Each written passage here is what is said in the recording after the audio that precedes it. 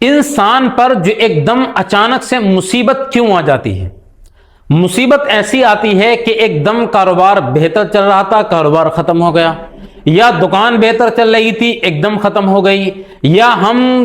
نے کوئی سواری وغیرہ لی اور وہ کسی حادثے کا شکار ہو گئی، ایک دم وہ گاڑی ختم ہو گئی، یا ہمارا گھر بار بہت اچھا تھا کسی چیز کی نظر ہو گیا، یا تو زلزلے وغیرہ آئے، یہ بہت ساری چیزیں ایسی ہو جاتی ہیں، کسی حادثے کے اندر گر گیا، یا کسی بھی وجہ سے ہمارا گھر ختم ہو گیا، یا انسان بہت اچھا ہے، بہت خوبصورت ہے، حادثے کا شکار ہو گیا، تو ایک دم جو اچانک سے مصیبت آتی ہیں اس کی وجہ کیا ہے؟ اس کی وجہ یہ ہے کہ آج ہم بہت زیادہ گناہ کر رہے ہیں۔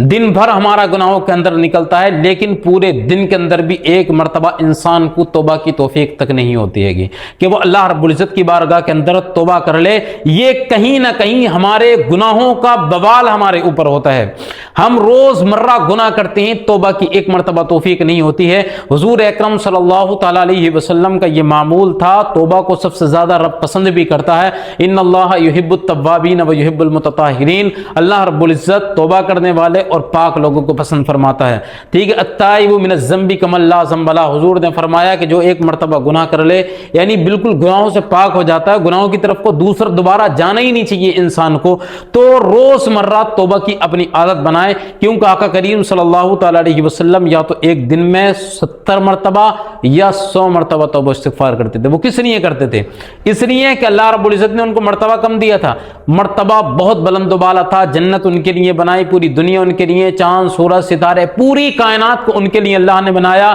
اور ان کے نواسوں کو جنتی، جوانوں کو سردار، بیٹی جنتی، عورتوں کی سردار، وہ خود جنت کے مالک، سب کچھ اللہ نے انہیں عطا فرمایا، اور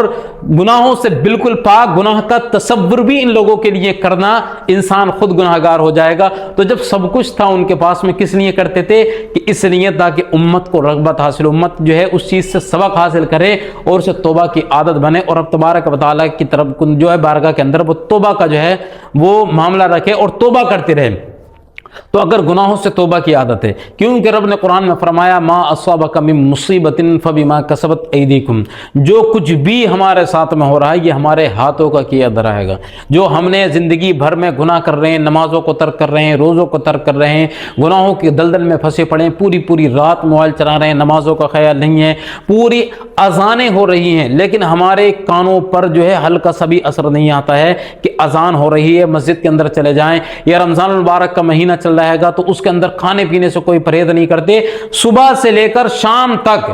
ہر انسان اپنا جائزہ ایک مرتبہ لے کر کے دیکھے کہ صبح سے لے کر اور رات میں جب تک وہ سویا ہے اس نے رب کو راضی کرنے کے کتنے کام کیے گے اور شیطان کو راضی کرنے کے کتنے کام کیے۔ اگر ہم نے پورے دن بھر میں اگر 100 کام کیے ہوں گے تو اس میں سے ایک بھی کام ہم نے رب کو راضی کرنے کا نہیں کیا ہوگا، سارے کے سارے کام رب کو ناراض کرنے کے کیے گے۔ تو اچانک سے جو مصیبت آتی ہے وہ ہمارے ہاتھوں کو کیا دھرا ہوتا ہے، اور اگر ہم اچھے کام کر رہے ہیں، یہ تو ایک دم اچانک سے مصیبت آ گئی، غلط کاموں کے اندر لگے ہوئے تھے تو مصیبت ہمارے اوپر آ جاتی ہے، لیکن اگر ہم وہی اچھے کام کرتے ہوتے ہیں اور تب ہمارے اوپر مصیبت آتی ہے تو یہ ہمارے ہاتھوں کا جو ہے وہ تو ہوتا ہی ہے کیا دھرا، لیکن یہ رب کی طرف سے آزمائش بھی ہوتی ہے گی، اور اس آزمائش کے اندر انسان ضرور ایک نہ ایک دن کامیاب ہوتا ہے، اور اللہ رب العزت اسے مرتبے اور مقام بھی عطا فرماتا ہے اور اس کے گناہوں کو بھی معاف فرماتا ہے۔ تو اس لیے اگر تمہارے ہاتھوں کا کیا دھرا ہے تو روز مرہ جو گناہ کر رہے ہو ان سے توبہ کر لو۔